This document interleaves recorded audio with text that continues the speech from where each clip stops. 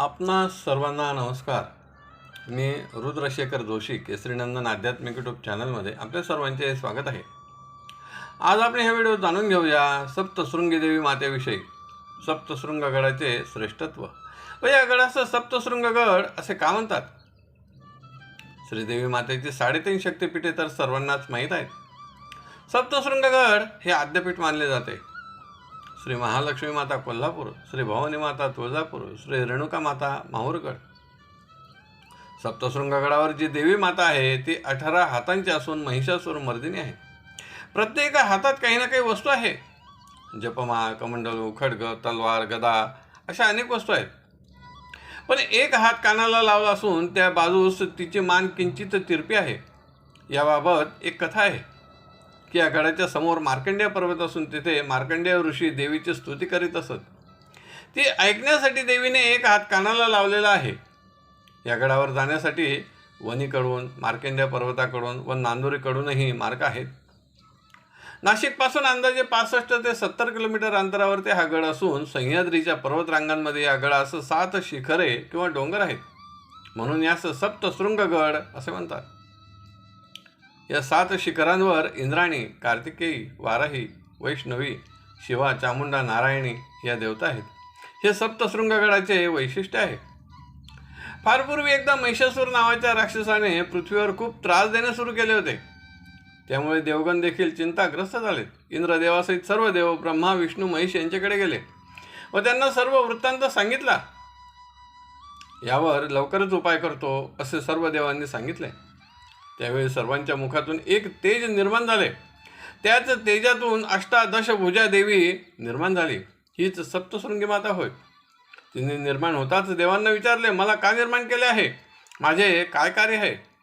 तेव्हा सर्व देवांनी तिला सांगितले, पृथ्वीवर महिषासूर नावाचा राक्षस असून तो पृथ्वीवर सर्व जीवांना त्रास देत आहे. इतकेच नव्हे तर त्यामुळे देवगण देखील त्रस्त झाले. तरी त्याचा त्वरित वध करावा. देवांनी तिला दिव्य शस्त्रे दिलीत. ती सिंहावर बसली व सप्तशृंग गडावर येऊन तिने युद्धासाठी त्यास आव्हान दिले. शंखनाद केला, ज्यामुळे महिषासूर मोठे सैन्य घेऊन आला. तरी देखील तिने महिषासुरासहित सर्व राक्षसांचा नाश केला.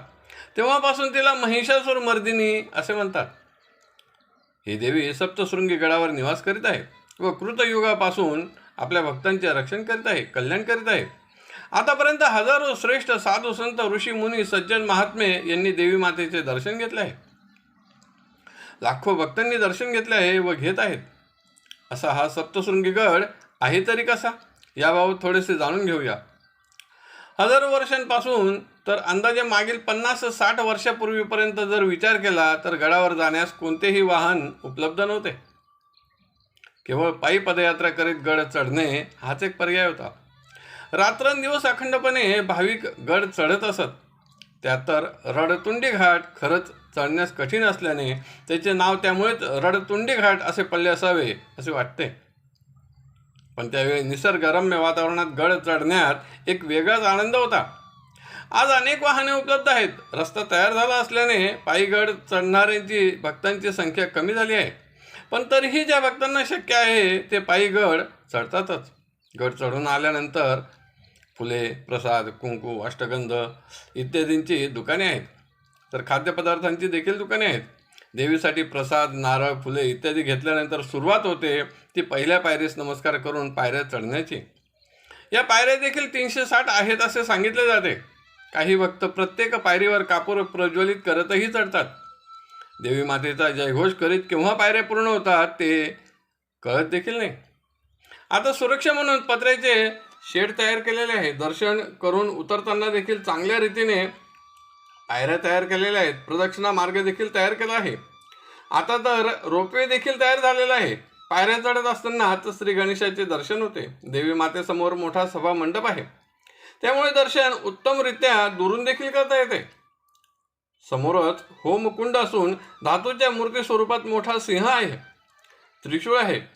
गडावरच महादेवाचे मंदिर आहे. तसेच भक्तांना स्नान करण्यासाठी गिरिजा नावाचे तीर्थ त्या ठिकाणी आहे.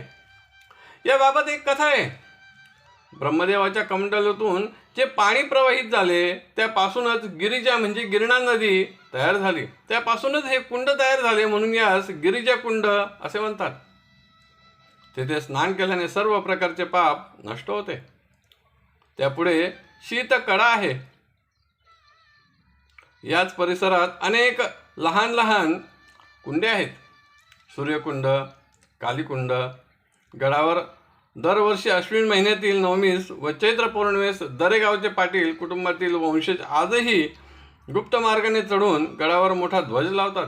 हे देखील एक वैशिष्ट्य आहे. अजून एक वैशिष्ट्य म्हणजे कोजागिरी पौर्णिमेस किन्नर मोठ्या प्रमाणावरती देवीच्या दर्शनास येतात. गडावर कालभैरव, मारुती यांची देखील मंदिरे आहेत. अशा ह्या वैशिष्ट्यपूर्ण सप्तशृंगी गडावर जाऊन मातीचे दर्शन घेतले म्हणजे मनाला एक वेगळाच आध्यात्मिक आनंद प्राप्त होतो. देवी मातेची कृपा प्राप्त होते. आजच्या व्हिडिओत बस इतकेच. पुन्हा भेटूया एका नवीन व्हिडिओत. व्हिडिओ आवडला असेल तर जरूर लाईक करा, शेअर करा आणि व्हिडिओच्या खाली असलेल्या सबस्क्राईब शब्दावर जरूर क्लिक करा. धन्यवाद. नमस्कार. जय केसरी नंदन.